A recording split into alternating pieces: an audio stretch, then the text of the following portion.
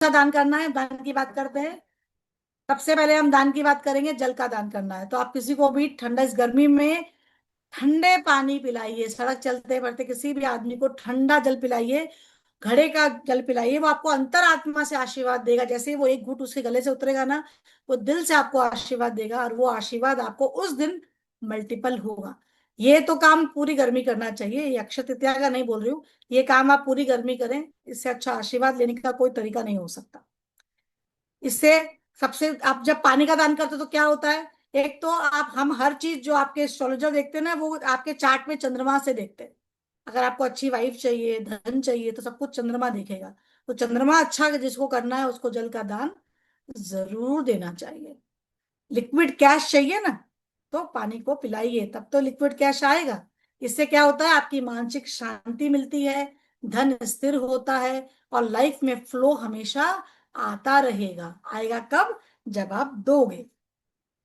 दूसरा हमें क्या करना है, अन्न का दान। चावल और दाल आप दे सकते हैं, पीले चावल दे सकते हो, किसी को मीठे चावल दे सकते हो।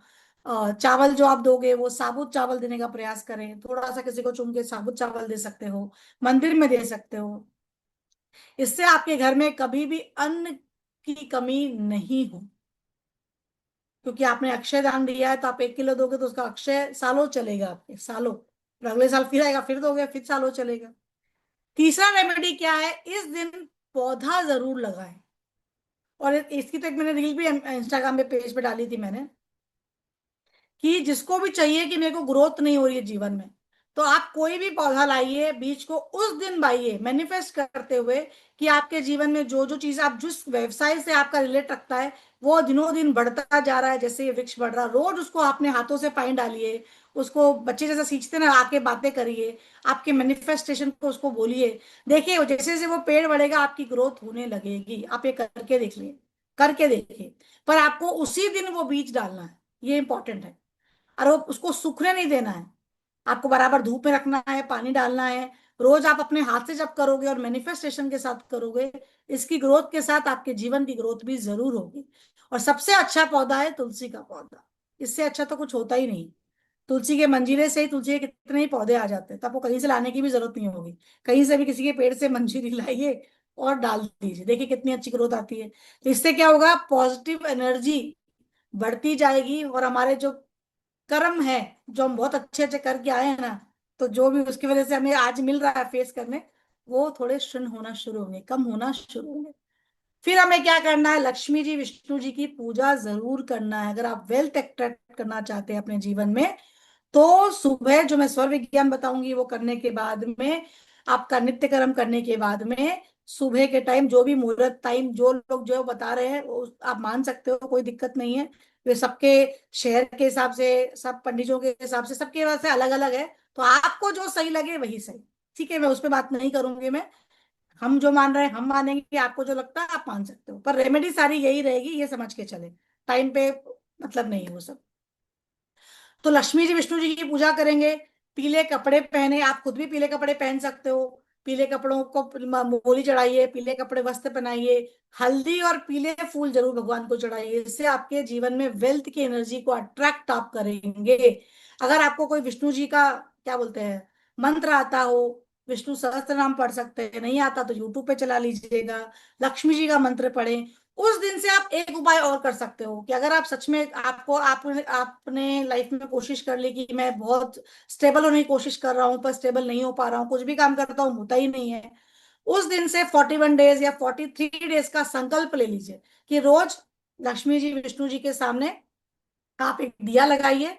ठीक है, दिया लगा के आपको डेली वो एक माला कंप्लीट करनी है।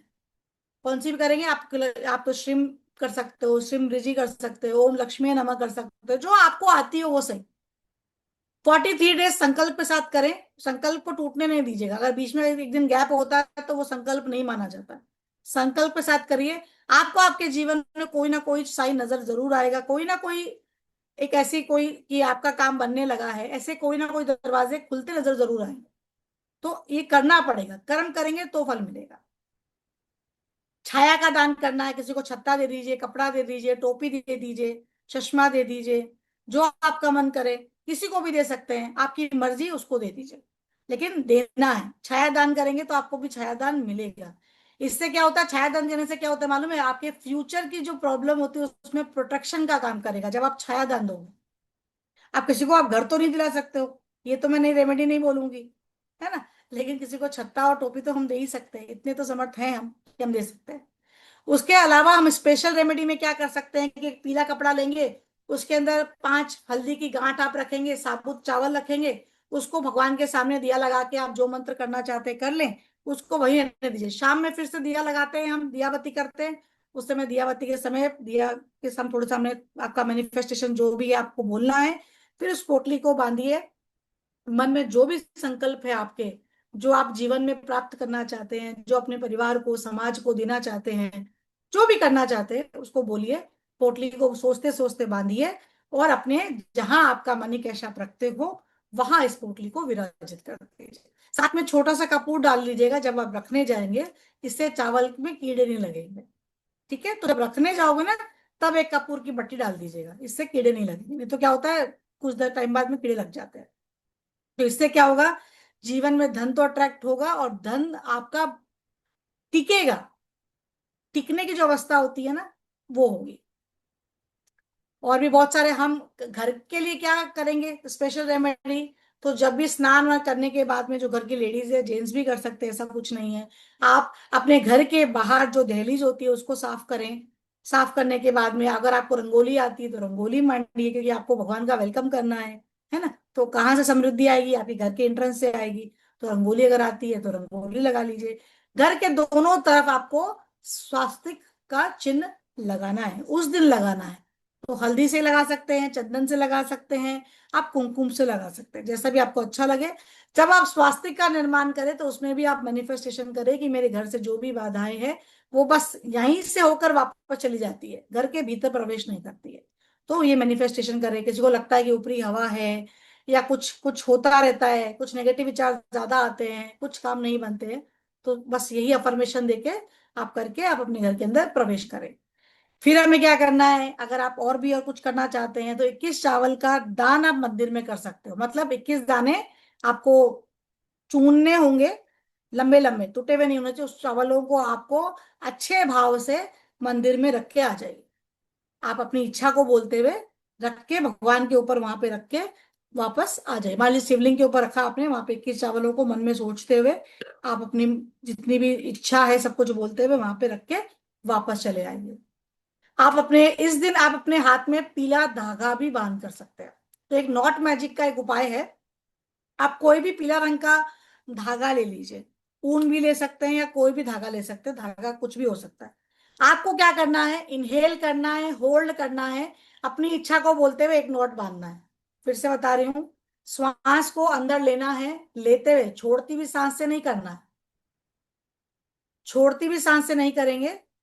श्वास को लेना है, होल्ड करना है, आपकी इच्छा बोल, एक इच्छा बोलना है, गांठ मारना है, फिर एक इच्छा बोलना है दूसरी, ऐसा करके 7 गांठ को बांधेंगे।